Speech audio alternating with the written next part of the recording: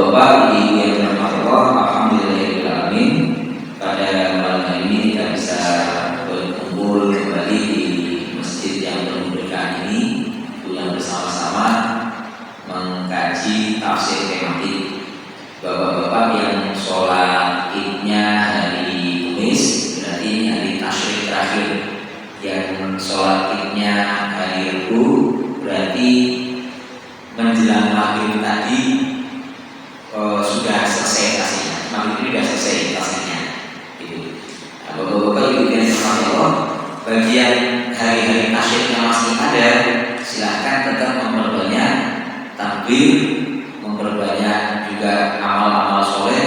Salah satunya yang walaupun ini agak terlambat disampaikan bapak-bapak ibu, barangkali masih ada yang mulai berkurang dari tasyrik ini.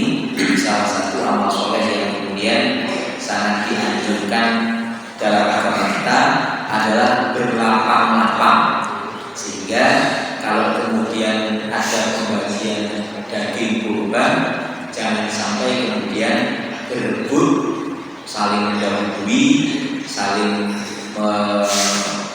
mendahulukan kepentingannya sendiri. Nah, itu tidak termasuk amal soleh. Jadi salah satu di antara amal soleh itu saling berlapang-lapang. Insya Allah kalau tertib itu semakin baik dan semakin dekat. Demikian. Nah, bapak-bapak ibu yang dirahmati Allah, tidak lupa juga saya mengucapkan terima kasih kepada bapak-bapak ibu tamu masjid Muhajirin, kiriman daging dari panjenengan sampai dengan selamat di kantor kami. Dan alhamdulillahnya ada satu perdukuhan namanya perdukuhan Pokah. Tahun lalu itu mendapatkan bantuan 50 ekor kambing dari muhsinin di luar Jombang. Akhirnya tahun lalu tidak kita alokasikan. Tahun sebelumnya kita alokasikan pembagian daging.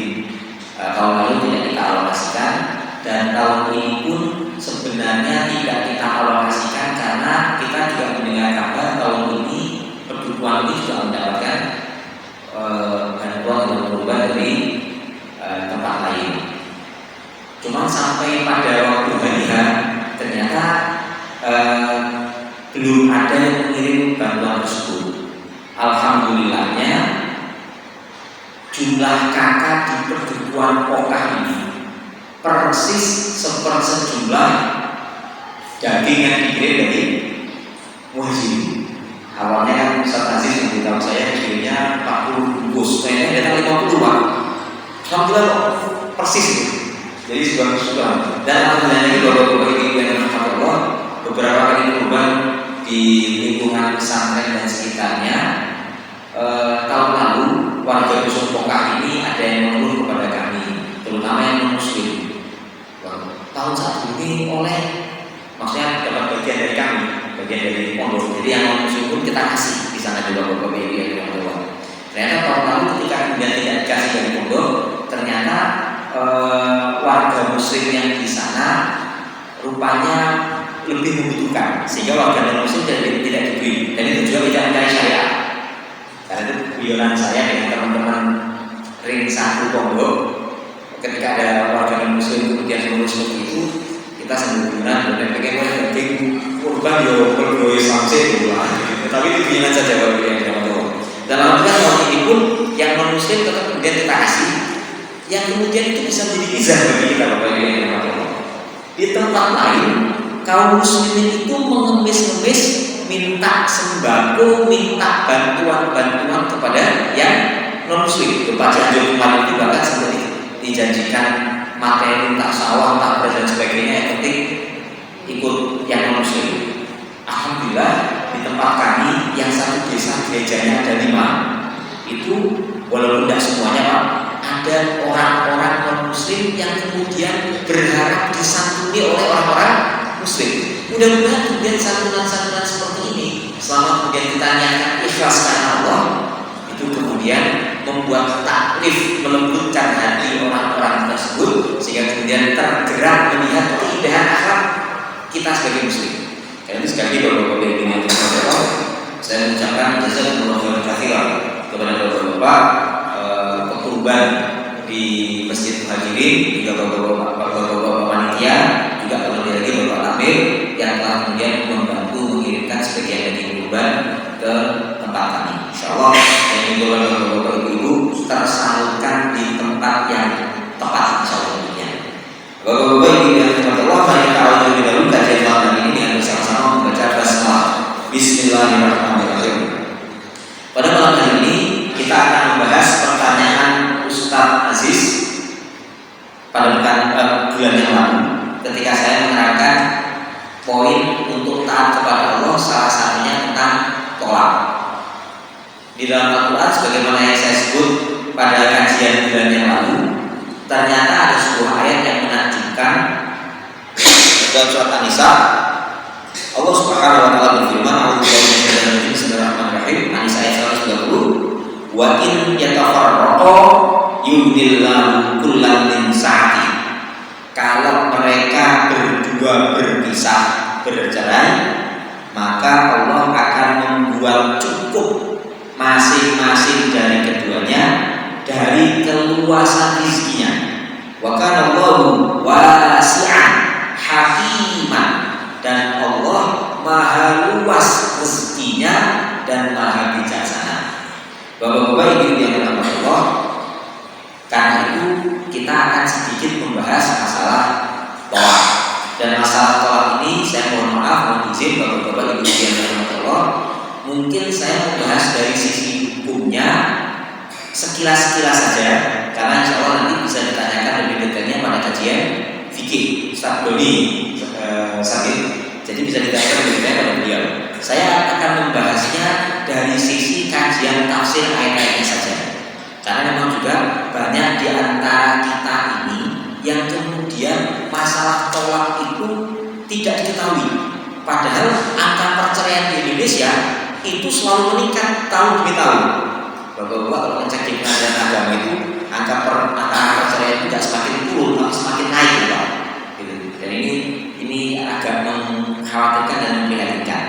Nah, Bapak-bapak Ibu yang dirahmati Allah, dalam Al-Quran itu ada surat at-tolak, tapi tidak ada surat an-nikah. Gitu. Jadi di dalam Al-Quran itu ada sebuah surat namanya surat perceraian, tapi nggak ada surat pernikahan. Gitu, Pak. Kenapa demikian? Salah satu hikmahnya adalah orang bercerai itu biasanya tidak dalam kondisi baik-baik saja, gitu Pak. Pernah ada yang tanya sama saya, Ustaz, saya ini kelepasan omong ketika muring-muring, saya kemudian menceraikan istri saya. Apakah itu sah cerainya? Ya sah Pak. Loh kan saya cerainya gak dalam kondisi sadar, saya itu dalam kondisi emosi. Tidak ada orang cerai itu sebagian besar itu soal cerai itu sebagian besar muring-muring. Tidak ada orang cerai itu kemudian senang-senang guyon-guyon berguyon-guyon ayo pegatan aja. Tidak ada cerita kayak gitu. Pasti sebagian besar hampir mayoritasnya itu dalam kondisi tidak baik-baik. Gitu. Bapak-bapak Ibu yang dirahmati Allah, karena itu Allah mengatur secara detail perkara perceraian ini.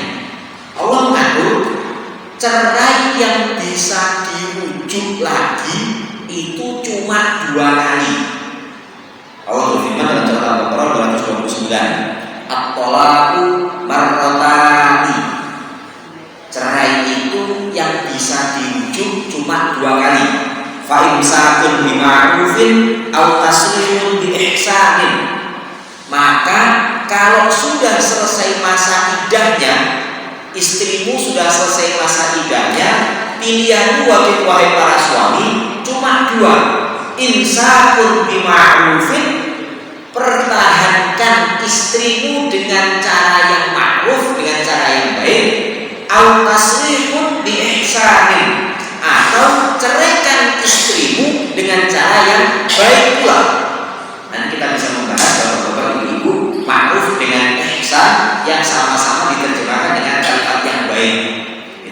Nah, Bapak-bapak Ibu yang dirahmati Allah, ada paling tidak 2 hukum di sini, Pak. Hukum pertama, cerai yang bisa dirujuk itu cuma 2 kali. Cerai pertama dan cerai kedua. Hikmah yang kedua, Bapak-bapak Ibu yang dirahmati Allah, perhatikan ayat ini. Fa imsakun bima'rufin aw tasrihun bi ihsanin. Kalau selesai selesai masa iddah istrimu, maka pertahankan istrimu dengan cara yang baik, rujuk dengan cara yang baik, atau berpisah dengan cara yang baik pula. Ini yang kemudian suka dilupakan manusia, Pak. Nek rujuknya nggak baik-baik. Wis demi anak kita bertahan saja dalam pernikahan ini, tapi neng jero omah ora sapa-sapaan. Ada nggak kayak gini, Pak? Banyak sekali. Alasannya karena anak, gitu. Demi anak sudahlah kita tetap tinggal dalam rumah, tapi kamu urusanmu sendiri, saya urusan sendiri. Itu malah nggak boleh, Pak. Malah nggak boleh. Walaupun alasannya anak itu nanti malah bagi pendidikan anak malah nggak baik. Melihat ibunya cuek sama bapaknya, diam-diaman sama bapaknya, itu nanti malah mengajari anak itu kalau dia perempuan nggak hormat pada suaminya. Melihat bapaknya cuek sama istrinya, kok kemudian duwe koyone ini kodenya menggawe ini kok wis gak usah pakai nafkah, nanti bisa membuat anak laki-laki itu kemudian tidak memperlakukan istrinya dengan cara yang baik. Wong sok boleh koyok di video lagi. Bapak-bapak ibu yang berangkat Allah, karena itu buat solusi. Kalau mau bertahan dalam rumah tangga, bertahan dengan cara yang baik, itu gentle. Kalau mau berpisah, ini konsekuensi kedua, au tasrihun bi ihsanin, atau berpisah dengan cara yang baik-baik pula. Sekarang ini yang paling banyak, Pak, berpisah dengan cara gak wawu. Saking gak wawu, Pak, saya tuh sampai bikin tesis S2 saya gara-gara kasus-kasus seperti ini. Ada orang tua suami istri bercerai gak baik-baik, akhirnya masing-masing itu mudah-mudahan kekurangan pasangannya di depan anak-anaknya. Bapakku pancen kerja wah gitu, ibuku itu gak kokoh wah gitu. Apa yang terjadi? Anaknya kemudian membenci orang tuanya yang tidak dia ikuti. Kebetulan dalam kasus saya ini anaknya ikut ibunya. Bapak-bapak ibu yang rahmati Allah, yang terjadi ketika dia menikah, dia memalsukan data. Bapak saya itu keluar negeri. Saya nikahnya pakai wali hakim saja karena bapak saya keluar negeri masa fatul qasr. Jadi dalam konsep fikih itu, Pak, ada jarak yang diperbolehkan untuk mengqasar sholat, yang salah satu konsekuensinya membolehkan perlakuan pernikahan itu dengan wali hakim. Jadi kalau walinya itu jauh, minimal sejauh jarak yang diperbolehkan mengqasar sholat, maka ada doktrin fikih yang membolehkan wanita yang nggak bisa menghubungi walinya tersebut karena jauh diwalikan dengan wali hakim. Walaupun sekarang di Indonesia ketentuan ini kemudian dihapus karena banyak kesalahgunaan, gitu. Biar bisa nikah wali hakim, wis penduduk Sidoarjo nikahin Jombang, nah itu sudah masa pertolongan soalnya, gitu. Kadang-kadang nggak setuju sama walinya, karena kemudian nggak setuju sama walinya, nikahnya di Jombang minta wali hakim. Nah ini banyak penyalahgunaan gitu loh. Artinya alasan masa fatul qasr, jarak yang diperbolehkan sholat, diperbolehkan mengqasar sholat untuk menjadikan wali hakim ini dalam aturan teknis pernikahan di Indonesia sampai terakhir saja di dulu itu dihapuskan. Nah, bapak-bapak ini biar berhormat Allah, karena itu konsekuensinya cuma dua. Kalau nikah bertahan dengan cara yang baik, kalau cerai yang dengan cara yang baik, gitu. Nanti ini konsekuensinya juga ada nyambung ke An-Nisa 130 tadi itu, Pak. Kalau kemudian gak dengan cara yang baik-baik, itu bisa jadi rezeki nih seret. Ya nopo kok pengen rezeki ini lancar, wong cerainya gak baik-baik. Kalau orang cerai gak baik-baik, saling menjelek-jelekkan orang lain itu kan bukan amal soleh, Pak, ya? Kan gitu ya. Jadi kalau namanya ada seorang suami bercerai dengan istrinya, maka dua orang ini sudah menjadi orang lain, walaupun mereka tetap saudara sesama muslim. Sesama muslim itu dilarang mencederai kehormatan sesama muslim. Tidak boleh, Pak, mencederai kehormatan sesama muslim. Karena itu mengungkapkan keburukan muslim yang lain, walaupun dia mantan suaminya ataupun mantan istrinya, itu tetap haram. Kalau sudah kemudian itu dilanggar, cerai gak baik-baik, maka janji Allah di surat An-Nisa 130 tadi, in yatafarraqo, kalau mereka bercerai, yunillahu lahu sa'ati. Allah akan mencukupi mereka dari karunia-Nya. Karena itu bisa jadi ada orang yang kemudian bercerai, hidupnya tetap susah. Bisa jadi sebabnya salah satunya karena ketidaktaatan kepada perkara-perkara yang diatur oleh Allah Subhanahu wa taala. Itu hikmah kedua. Jadi cerai yang bisa dirujuk itu cuma cerai pertama dan cerai kedua. Sedangkan kalau sudah cerai yang ketiga, yang kemudian dikenal dengan istilah tolak bain, cerai secara total, bain itu betul-betul putus, gitu. Maka ini adalah cerai yang ketiga kalinya. Kalau sudah cerai yang ketiga kalinya, maka seorang suami dan mantan istrinya niku boten pareng rujuk sebelum istrinya ini dinikahi oleh orang lain dulu, lalu kemudian bergaul suami istri, lalu kemudian oleh suami keduanya diceraikan, lalu kemudian habis masa iddahnya baru kemudian mantan istri dengan mantan suami yang pertama kali itu baru boleh rujuk kembali. Mana dalilnya? Dalilnya ada di surat Al-Baqarah 230 tulisannya Pak. Fa in talaqaha. Kalau sudah cerai yang kedua kalinya, lalu suami menceraikan istrinya untuk ketiga kalinya, fala tahillu lahu hatta tankiha zaujan ghairuhu. Maka mantan istri yang diceraikan itu dah lagi halal bagi mantan suami yang pertama hatta tankiha, sampai mantan istrinya ini menikahi zaujan ghairuhu, suami yang selain mantan suami pertama tadi.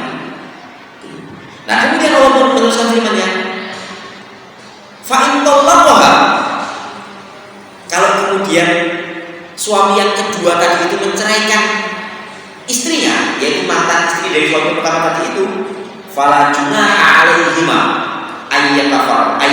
ayyataraja'a in dhanna ayyuqima hududallah. Maka tidak ada dosa bagi keduanya untuk rujuk kalau mereka berdua menduga dengan pasti, dengan sangat bahwasanya mereka nanti bisa menegakkan hukum-hukum aturan Allah. Jadi ini hukum-hukum cerai Pak. Bapak-bapak ibu yang dirahmati Allah, ada perkara yang menakjubkan lagi tentang perkara perceraian. Yang menakjubkan adalah Allah itu mengatur masa iddah wanita yang diceraikan itu dengan detail berdasarkan dalil-dalil yang ada di dalam Al-Quran. Jadi salah satu yang didetailkan oleh Allah itu perkara waris, yang kedua perkara perceraian. Sampai jumlah perceraiannya boleh dirujuk berapa, kalau sudah cerai ketiga bagaimana caranya dan sebagainya. Allah mengatur detail, termasuk masalah iddah. Perhatikan bapak-bapak yang dirahmati Allah, Allah berfirman dalam surat Al-Baqarah 228, wal mutallaqatu yatarabbasna bi anfusihinna thalathata qurun. Wanita-wanita yang dicerai, maka masa iddahnya, masa tunggu bagi diri mereka adalah salah satu quru, 3 kali quru. Napa niku 3 kali quru? Para ulama itu bersepakat 3 kali quru itu 3 kali suci atau 3 kali haid. Jadi kondisi pertama ini adalah wanita yang sudah dinikahi oleh suaminya, berhubungan suami istri tidak dalam keadaan haid dan tidak dalam keadaan hamil, lalu kemudian dia diceraikan oleh suaminya, maka masa iddahnya 3 kali suci atau 3 kali haid. Di Indonesia ditambahi aturan untuk memberikan penjelasan sekurang-kurangnya 90 hari. Jadi 3 kali suci atau 3 kali haid itu Pak, kadang-kadang masa haid dan masa suci seorang wanita itu berbeda-beda satu sama lain. Karena itu untuk memudahkan para penghulu-penghulu itu diberikan panduan sekurang-kurangnya 90 hari. Nek kira dari 90 hari tidak boleh Pak. Gitu. Itu masa iddah pertama. Masa iddah yang kedua, bapak-bapak ibu yang dirahmati Allah, wanita yang menjadi janda karena cerai mati, ditinggal mati oleh suaminya. Dalam surat Al-Baqarah ayat 234 Allah berfirman, "Walladzina yatawaffawna minkum wa yadharuna azwajan yatarabbasna bi anfusihinna arba'ata ashhurin wa 'ashra." Wanita-wanita yang ditinggal mati oleh suaminya di antara kalian dan kemudian walladzina yatawaffawna minkum, laki-laki di antara kalian yang dimatikan oleh Allah Subhanahu wa taala, wa yadharuna azwajan, lalu kemudian meninggalkan istri, yatarabbasna bi anfusihinna arba'ata ashhurin wa 'ashra. Maka istri yang ditinggal mati suaminya tadi itu menunggu masa iddah bagi diri mereka 4 bulan 10 hari.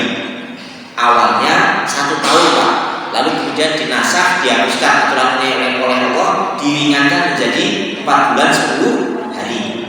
Ini masa iddah yang kedua. Masa iddah yang ketiga, bapak-bapak ibu yang dirahmati Allah, wanita-wanita yang diceraikan oleh suaminya sebelum berhubungan suami istri. Allah berfirman dalam surat Al-Ahzab ayat 49, "Ya ayyuhalladzina amanu, wahai orang-orang yang beriman, idza nakahtumul mu'minati tsumma talaqtumuhunna min qabli an tamassuhunna," kemudian kamu ceraikan mereka sebelum engkau menyentuh mereka. Menyentuh di sini artinya berhubungan suami istri. "Famalakum 'alaihinna min 'iddatin ta'taddunaha," maka kalian tidak usah menghitung masa iddah bagi mantan istri yang kalian ceraikan sebelum kalian sentuh. Artinya wanita yang diceraikan sebelum berhubungan suami istri dengan suaminya, maka tidak ada masa iddahnya. Langsung nikah lagi nggak apa-apa, gitu. Langsung nikah lagi nggak apa-apa, gitu. Nah, masa iddah yang keempat dan kelima itu diatur dalam surat At-Thalaq ayat 4. "Wallati ya'isna minal mahidi min nisaikum in irtabtum fa'iddatuhunna thalathatu ashhurin wallati lam yahid wa ulatul ahmali ajaluhunna ayyadna hamlahunna." Wanita-wanita yang belum mendapatkan haid atau sudah terputus dari haidnya, yang kemudian diceraikan oleh suaminya, maka masa iddahnya adalah 3 bulan. Ini masa iddah yang keempat. Wanita yang menopause atau belum mendapatkan haid, lalu kemudian diceraikan oleh suaminya, sudah bergaul suami istri lalu diceraikan, maka masa iddahnya 3 bulan. Masa iddah yang kelima, wa ulatul ahmali ajaluhunna ayyadna hamlahunna. Wanita yang sedang hamil, kalau dia diceraikan oleh suaminya, maka masa iddahnya adalah sampai dia melahirkan. Nah, ini Pak, jadi 5 macam masa iddah. Gitu. Nah, bapak-bapak ini biar dirahmati Allah, ada beberapa contoh-contoh permasalahan fikih aktual yang terjadi di masyarakat kita yang kemudian membuat masalah karena awamnya masyarakat kita ini terhadap perkara-perkara fikih seperti ini. Contohnya begini Pak, Ustaz, saya ini sudah menceraikan istri saya, lalu kemudian sudah lewat masa iddahnya, gitu. Lalu kemudian istri saya ini mau menikah lagi, mantan istri saya mau menikah lagi, apakah boleh kemudian mantan istri saya menikah lagi? Nah, saya cerainya ini gimana? Ya pokoknya saya ceraikan saja. Saya bilang sama istri saya, "Dek, sudah kita tak cocok, kita cerai saja." Gitu. Akhirnya istrinya mau menikah, gitu. Bawa akta cerai Pak. Akta cerainya tahun 2023, tapi perkataan suaminya itu tahun 2021. Berarti sudah berapa tahun Pak? Sudah 2 tahun, gitu. Masa iddahnya dihitung dari mana Pak? Apakah tahun 2023 atau 2021? Masa iddahnya dihitung dari 2023. Loh, kenapa kok nggak dihitung dari 2021?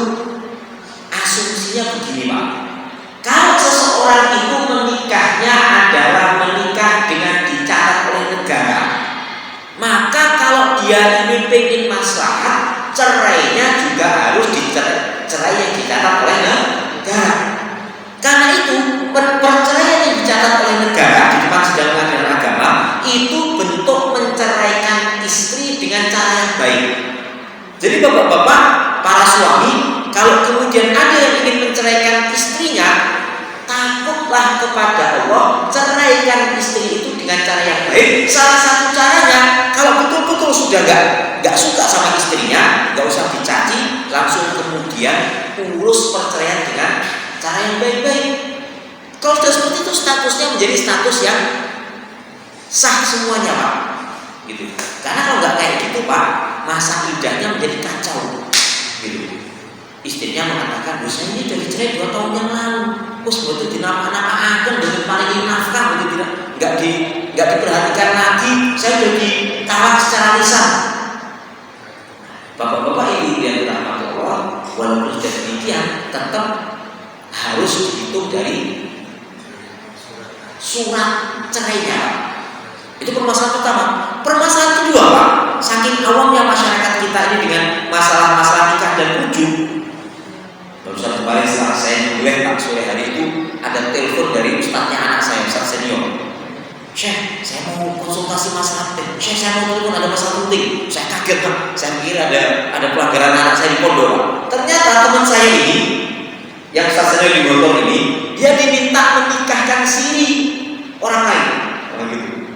Jadi ceritanya poligami tidak resmi, Pak. Gitu.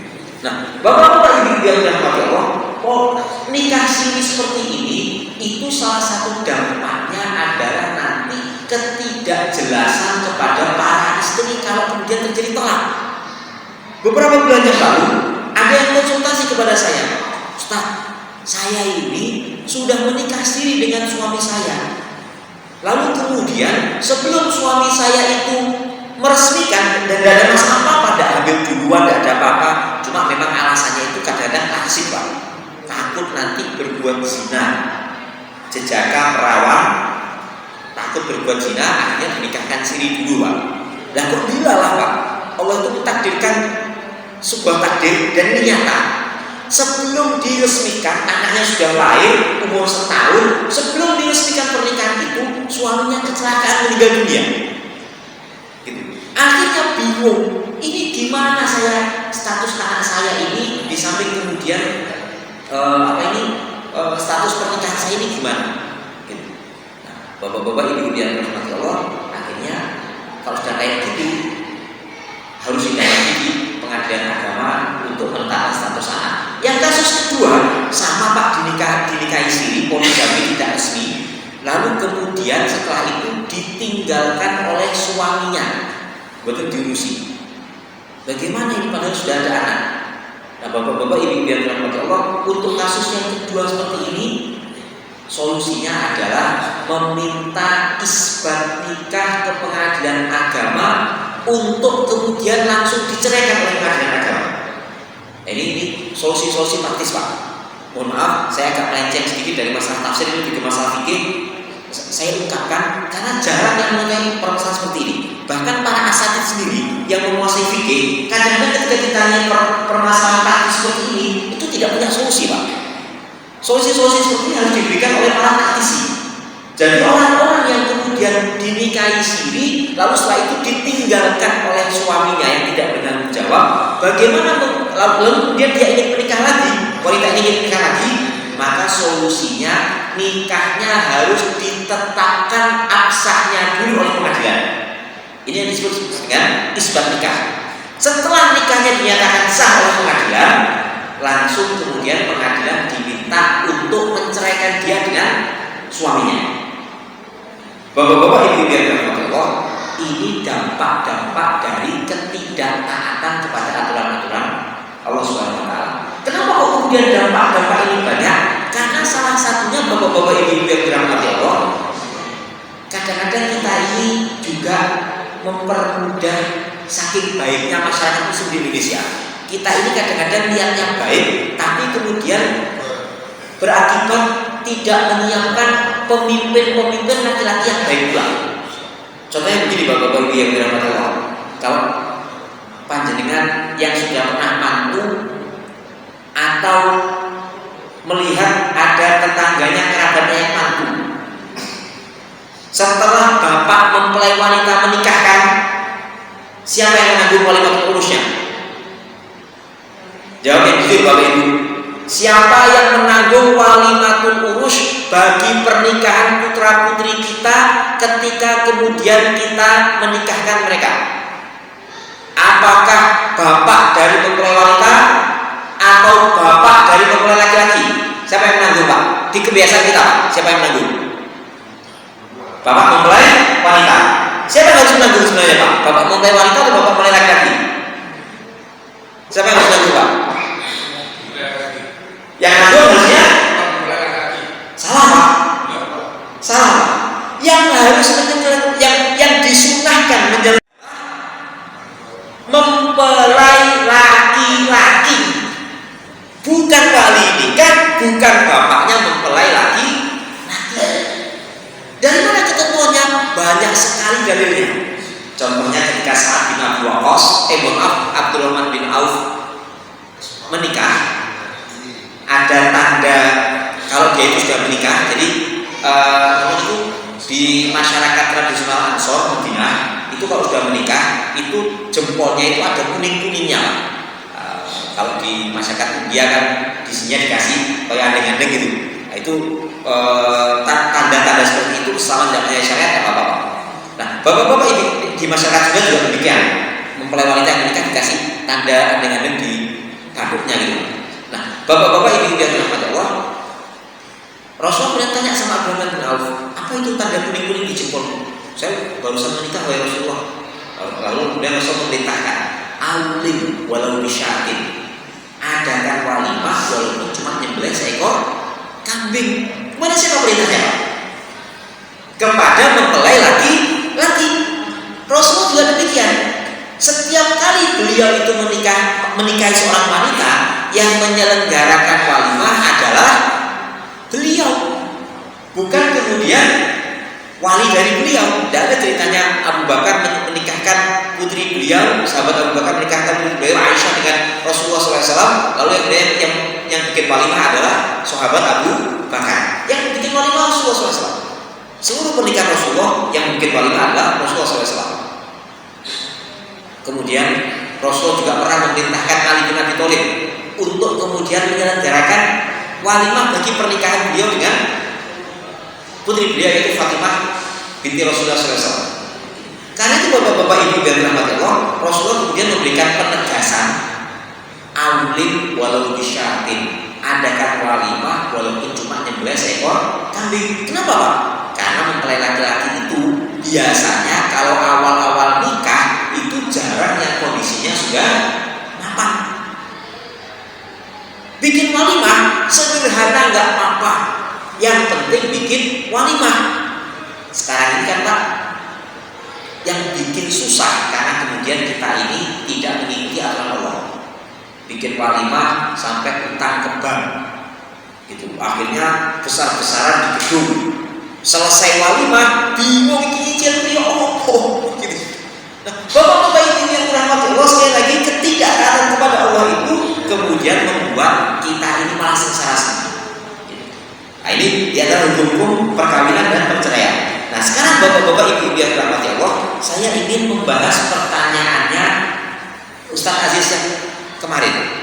Beliau menanyakan, kenapa kalau saya nggak salah ingat dan diingatkan oleh Abu Junaidi, kenapa kok kemudian orang yang bercerai itu tetap dijamin oleh Allah Subhanahu wa taala, dihibur dengan hiburan akan dicukupi dari karunia Allah yang maha luas. Padahal cerai itu menurut sabda Rasulullah termasuk perkara yang paling dibenci sama Allah. Rasul bersabda, "Abdul halal minallahi at-talaq." Perkara halal yang paling tidak disukai oleh Allah, paling dibenci oleh Allah, itu adalah tolak. Nah, bapak-bapak ibu yang dirahmati Allah, jawabannya itu sebenarnya sederhana sekali. Jawabannya cuma satu Pak. Allah itu ma'arhamar rabbuna. Sungguh kita itu bertuhankan zat yang sangat penyayang. Saya kasih contoh begini saja Pak. Umpamanya Pak, saya datang ke rumah bapak-bapak, saya datang ke rumah Pak Sofa.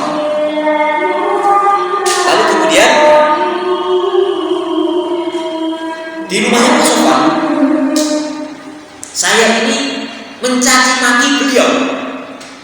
Saya ngomongin gak karu-karuan, pokoknya gak karu-karuan.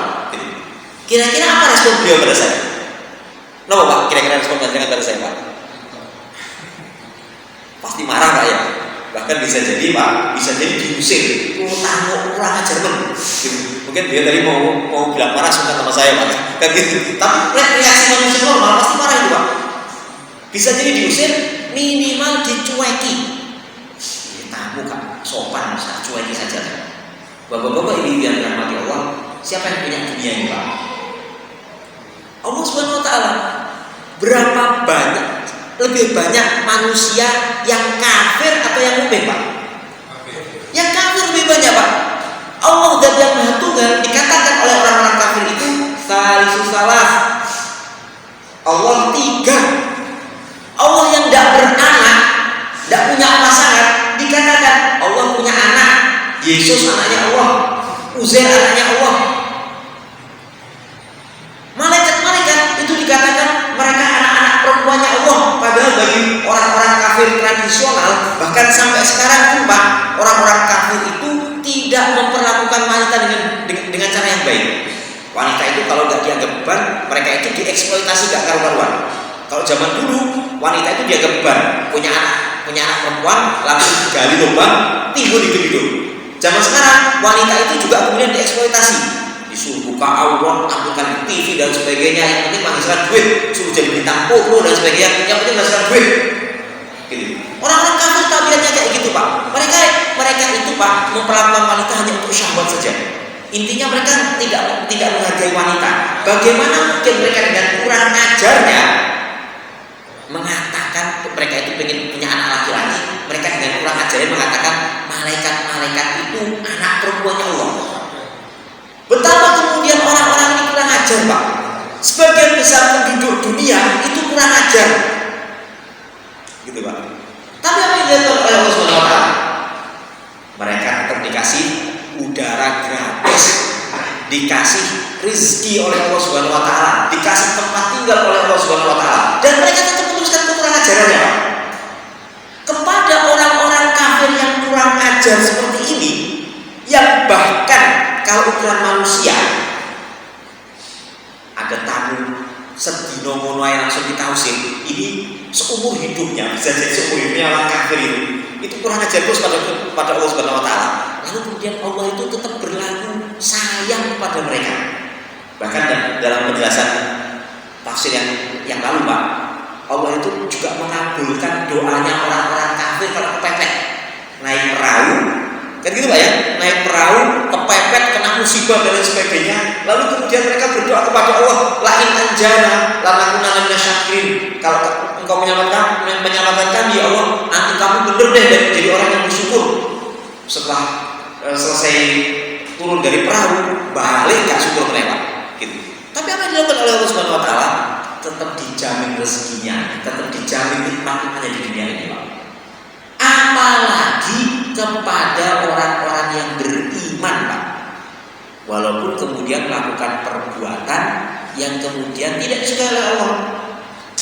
Bisa jadi ada orang-orang yang beriman itu yang memang bercerai dengan cara yang baik-baik, yang kalau kemudian pernikahan itu dipertahankan malah kemudian merusak agama. Ada salah seorang sahabiah, seorang wanita pada masa Rasulullah itu menghadap kepada Rasulullah SAW, dan ini menjadi awal syariat khulu. Syariat khulu itu kan seorang wanita boleh menuntut kepada hakim untuk diceraikan dari suaminya. Kalau sekarang ini dalam bahasa hukum kita itu namanya cerai gugat, istri yang menggugat cerai kepada suaminya. Jadi wanita ini Pak menghadap pada Rasulullah, lalu kemudian beliau mengadu, wahai Rasulullah, saya tidak mencela agama suami saya, tapi setiap kali saya memandang suami saya, kebetulan suaminya ini nggak ganteng Pak, bahasa kasarnya mungkin belum rupa Pak. Setiap kali saya memandang suami saya timbul keengganan dalam diri saya, yang kemudian saya khawatir merusak agama saya. Nanti suami saya memerintahkan seperti ini, mengajak hubungan suami istri dan sebagainya, lalu saya tolak. Saya khawatir agama saya rusak. Akhirnya wahai Rasulullah, saya memohon agar saya dari suami saya. Kalau alasannya seperti ini, bapak-bapak ibu yang dirahmati Allah, Rasulullah kemudian mengabulkan permintaan si wanita ini. Ini menjadi awal syariat dari khulu. Gitu. Nah, bapak-bapak ibu yang dirahmati Allah, ada potensi-potensi ketidakcocokan seperti ini. Karena itu bapak-bapak ibu yang dirahmati Allah, Allah itu menunjukkan sayangnya kepada hambanya. Bagi mereka yang sudah taat kepada Allah, bercerai dengan cara yang baik-baik, maka Allah tetap menjanjikan kepada mereka ini keluasan rezeki bagi mereka. Karena bisa jadi Pak, ada orang yang setelah menikah rezekinya itu tetap kemudian seret, gitu Pak. Allah itu kan menjanjikan keluasan rezeki bagi yang menikah. In yakunu fuqara'a, surat An-Nur ayat 32. In yakunu fuqara'a yughnillahu kullan min in yakunu fuqara'a gimana Pak? Yughnihimullahu min fadlihi. Allah akan membuat mereka cukup dari karunia-Nya. Jadi dijanjikan seperti itu. Karena itu ada orang yang datang ke sahabat Abdullah bin Abbas mengadukan kekurangan rezekinya, suruh nikah. Ketika nikah, kok rezekinya juga tetap sempit. Disuruh cerai sama Abdullah bin Abbas. Ketika kemudian ditanya, kenapa demikian? Karena kemudian Allah juga menjanjikan keluasan rezeki bagi orang-orang yang bercerai. Salah satu tanda lagi Pak, kenapa kok orang-orang yang bercerai itu mendapatkan hiburan kasih sayang dari Allah Subhanahu wa taala. Dalam surat At-Tolak, Allah itu menjanjikan wa may yattaqillaha yaj'al lahu makhraja. Ada beberapa kali ulangan wa may yattaqillaha itu. Yaj'al lahu makhraja wa yarzuqhu min haitsu la yahtasib. Yu'dhim lahu ajra, yukaffir anhu sayyi'atihi wa yu'dhim lahu ajra. Dan seterusnya. Jadi ada beberapa janji bagi orang-orang seperti ini, orang-orang yang kemudian bercerai, dilanda kesedihan dalam keluarganya, lalu tetap takut kepada Allah, tetap menjalankan perintah-perintah Allah, itu dijanjikan banyak hiburan-hiburan oleh Allah Subhanahu wa taala. Kenapa demikian? Karena Tuhan kita ini Pak Allah Subhanahu wa taala, Tuhan yang Maha Penyayang, sayang sekali kepada kita. Bapak-bapak ibu yang dirahmati Allah, seingat saya sudah pernah menyampaikan materi ini. Kenapa kok kemudian saya ulang lagi? Karena bapak-bapak ibu yang dirahmati Allah, salah satu tabiat kita itu gampang lupa. Perhatikan Pak, cara Allah itu menyayangi kita. Di dalam Quran itu perintah sholat bertebaran di mana-mana, perintah zakat bertebaran di mana-mana, perintah untuk berbuat kebajikan bertebaran di mana-mana. Kenapa kok tidak dikumpulkan di satu bab saja atau sekali saja Allah itu memerintahkan perintah-perintah tersebut kok berulang-ulang bertebaran di mana-mana? Karena Allah itu paham tabiat kita. Kita ini zolum jahul. Kata dolime, kata laline, juga kata buduni. Gitu Pak. Kata buduni ini dirulung pisan, kadang-kadang eling, sesuk wis lali meneh.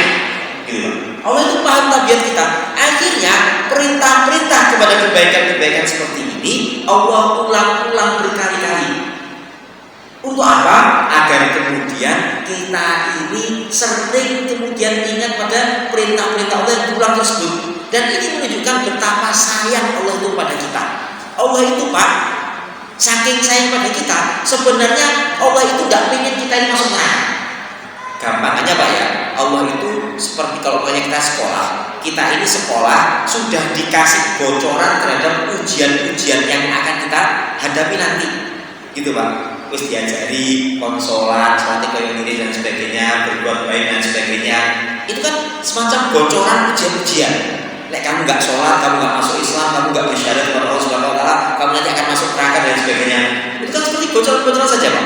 Allah itu bahkan lebih sayang pada kita daripada guru-guru kita Pak.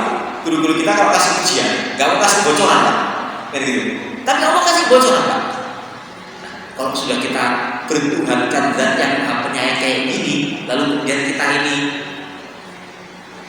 berbuat durhaka, alhamdulillah sampai mempersekutukan Allah dengan segala sesuatu yang lain, maka sekali lagi betapa kita ini makhluk yang tidak tahu diuntung.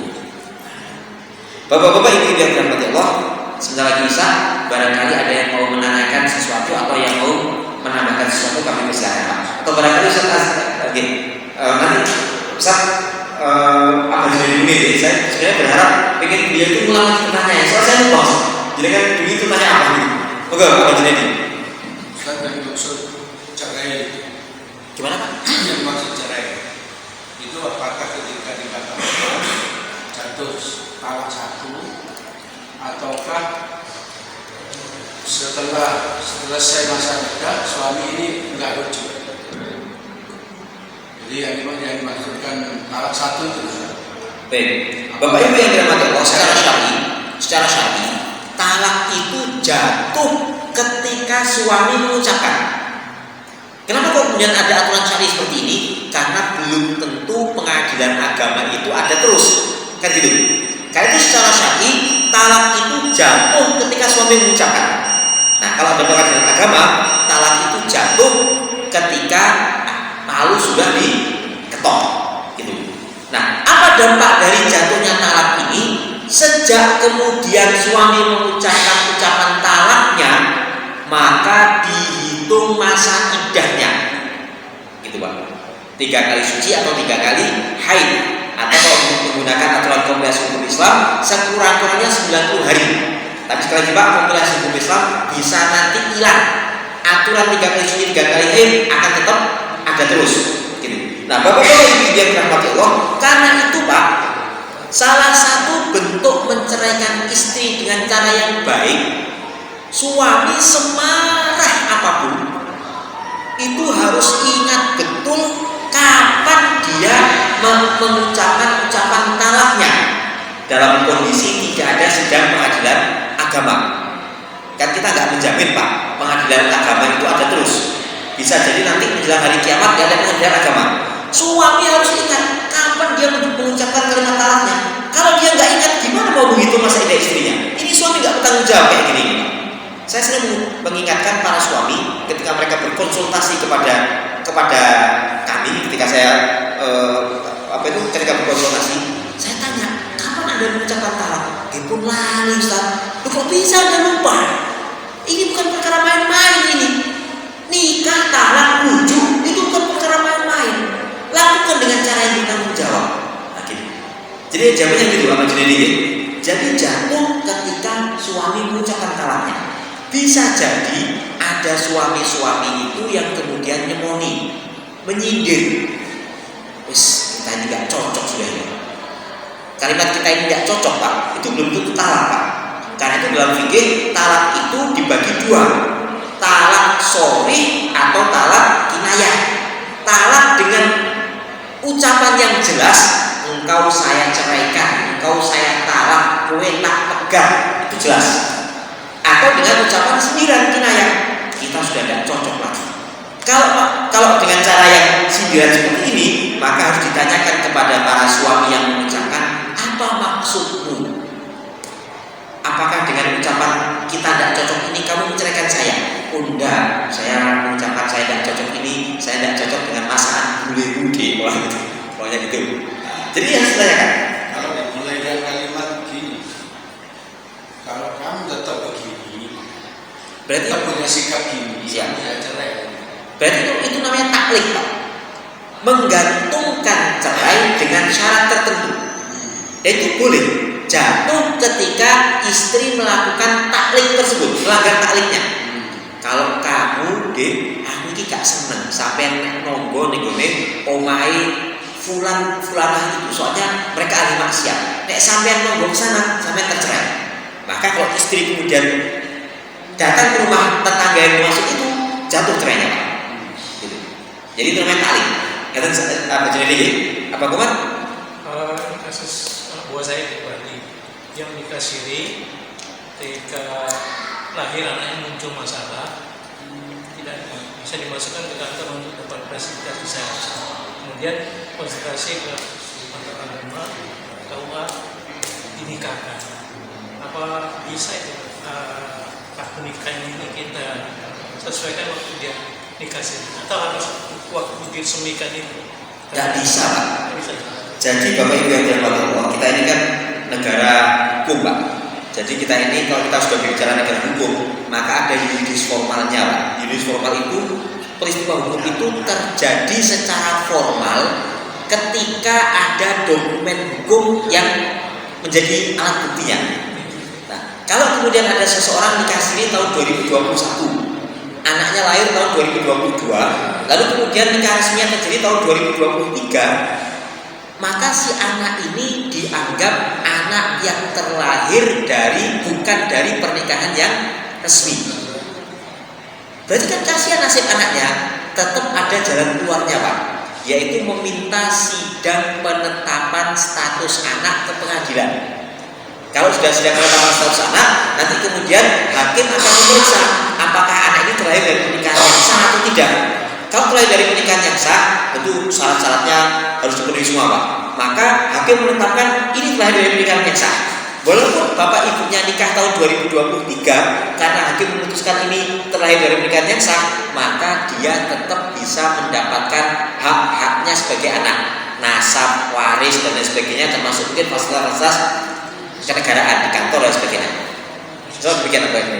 Jadi tetap ada solusinya, yaitu sidang penetapan status anak. Wonten boleh Bapak Ibu? Cekap insyaallah nggih. Mudah-mudahan bermanfaat. Monggo apa Kasir itu seringkali dipakai orang laki-laki untuk berpoligami. Nah, dianggap kasir itu sisakan cara agama. Apa betul gitu? Yang kedua, si kasir itu tetapkah harus izin kepada istri? Bagus, ada dua yang bagus, Pak. Jadi pertanyaan kedua ini yang bagus sekali, Pak. Bapak-bapak itu yang dirahmati Allah, kenapa kok kemudian banyak poligami tidak resmi dengan cara nikah siri seperti ini, Pak? Ngapunten Bapak Ibu, ini sebagai kontemplasi pada kita semuanya, Pak. Kadang-kadang kita ini karena kebaikan kita menciptakan laki-laki yang kurang bertanggung jawab. Salah satunya, Pak, walimatul urus itu ditanggung oleh bukan mempelai laki-laki. Gitu. Akhirnya, Pak, jadi laki-laki di Indonesia ini itu karena kebaikan masyarakat Muslim di Indonesia itu subhanallah nikmatnya bukan main. Nikah hanya dengan mas kawin seperangkat alat sholat saja sah itu, Pak. Benar itu, Pak. Gitu. Padahal Rasulullah dulu nikah beliau maharnya itu paling kurang 400 dirham. 1 dirham pada 10 dirham pada masa itu sama dengan 1 dinar. Jadi 400 dirham itu sama dengan 40 dinar. 1 dinar sekarang harganya 3 juta sekian, Pak. 500-an. Kalau 40 dinar berarti berapa, Pak? Hitung dewi, Pak, gitu. Itu minimal, hari minimal. Gitu. Kenapa kok kemudian ada syarat mahar seperti ini, Pak? Itu salah satunya mendidik para laki-laki untuk kemudian menjadi sosok-sosok yang bertanggung jawab. Walaupun Rasulullah juga kemudian memberikan wanti-wanti, nikah yang paling baik bagi para wanita itu adalah mahar yang paling berkah. Gitu. Jadi mahar yang paling berkah itu belum tentu jumlahnya paling banyak. Gitu. Mahar yang paling berkah itu adalah mahar yang paling mudah. Mahar yang paling mudah itu bukan berarti berkonotasi dengan kuantitas, Pak. Gitu. Bisa jadi ada orang kasih mahar 10 miliar itu mudah bagi dia karena penghasilan dia setiap bulan 100 miliar. Mudah sekali. Gitu. Nah, bapak-bapak ini yang dirahmati Allah, tapi syariat mahar seperti ini itu untuk menciptakan laki-laki yang siap jadi pemimpin. Gitu. Konsekuensinya berikutnya, dalam syariat kita istri itu harus taat betul pada suaminya. Karena itu suami-suami diberikan hak oleh Allah Subhanahu wa taala untuk menikah lebih dari 1 istri tanpa ketentuan untuk minta izin kepada istrinya. Asalnya seperti itu, Pak. Asalnya, Pak. Gitu. Jadi suami-suami yang bertanggung jawab, agamanya baik, adil, mampu menafkahi lebih dari 1 wanita, memenuhi syarat-syarat seperti ini, maka kalau dia mau menikah lagi, secara syar'i tidak perlu minta izin dari istrinya. Gitu, Pak. Bapak-bapak ini yang dirahmati Allah, tapi kita bicara syariat. Perkembangannya syariat ini kadang-kadang kemudian bertemu dengan kondisi masyarakat yang tidak menyiapkan laki-laki yang bertanggung jawab ini. Akhirnya banyak laki-laki yang kurang baik dan sebagainya. Akhirnya itu mencegah perkara-perkara yang kurang baik tadi itu. Hakim atau penguasa menciptakan aturan kalau mau menikah lagi harus izin pada istri yang terdahulu. Bahkan kalau di Indonesia itu ada pidananya Pak, kalau nikah tanpa izin istri pertama itu. Saya sebenarnya terus terang tidak mendukung aturan ini karena itu mengebiri berpotensi mengebiri menciptakan laki-laki yang bertanggung jawab. Tapi karena memang kondisi kita ini kayak gini Pak, banyak laki-laki yang bapak-bapak tahu Pak, selama saya jadi pengurus 17 tahun Pak, hampir 80% manten laki-laki yang saya tanya itu sholatnya tidak jangkep. Menghadapi kondisi laki-laki yang kayak gini, tidak berkualitas kayak gini, memang harus ada aturan-aturan yang kemudian memaksa mereka menjadi laki-laki yang bertanggung jawab. Bagaimana kemudian mereka mampu berbuat adil? Untuk dirinya saja tidak adil. Orang yang sholatnya tidak jangkep, sholatnya bolong-bolong, itu tidak adil pada dirinya sendiri, berpotensi menjerumuskan dia pada neraka itu Pak. Makanya kalau panjenengan lagi pada asal mampu Pak, tetangga itu biar sholatnya jangkep kamu boten. Tiang nek sholatnya boten jangkep, masalah kok rumah tangganya, masalah kok nih. Jadi kalau sudah sholatnya boten jangkep, salah satu atau dua-duanya, terus berpotensi bercerai itu nanti, potensi yang besar sekali bercerai. Selamat datang, Ustaz Aziz. Cukup ya Bapak Ibu yang dimulai, mudah-mudahan bermanfaat Bapak Ibu. Kita akhiri dengan sama-sama membaca doa kafaratul majelis. Subhanakallahumma wa bihamdika, asyhadu an la ilaha illa anta astaghfiruka wa atubu ilaik. Assalamualaikum warahmatullahi wabarakatuh. Waalaikumsalam.